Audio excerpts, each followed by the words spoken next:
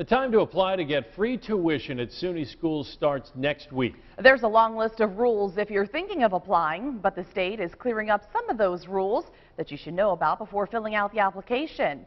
And that's what Chief Investigative Reporter Berkeley Breen highlights in tonight's New York State Exposed report.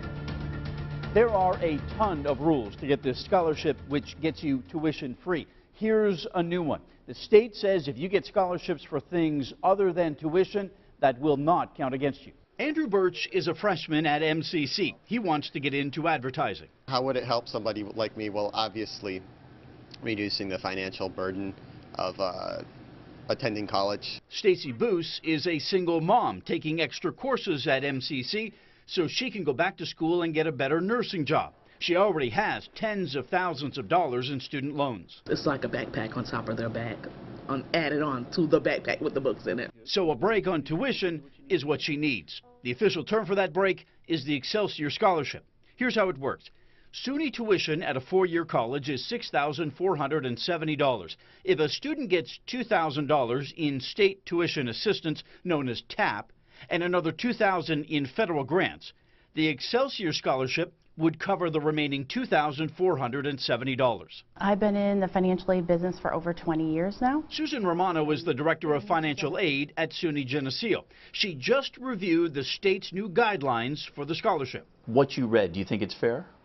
I do. I think they try to be as flexible as they could in the regulations. For instance, scholarships that don't cover tuition won't count against you. So you're talking about scholarships for residency or books or anything other than tuition? Exactly. There are a ton of rules to get the Excelsior Scholarship. Here are the top three. Your household income must be under $100,000 a year. You have to take 30 credits a year, and you must stay on track to graduate on time. If you don't follow those basic rules, the scholarship turns into an interest-free loan. If you're a student coming into SUNY wanting this scholarship, what's the bottom line?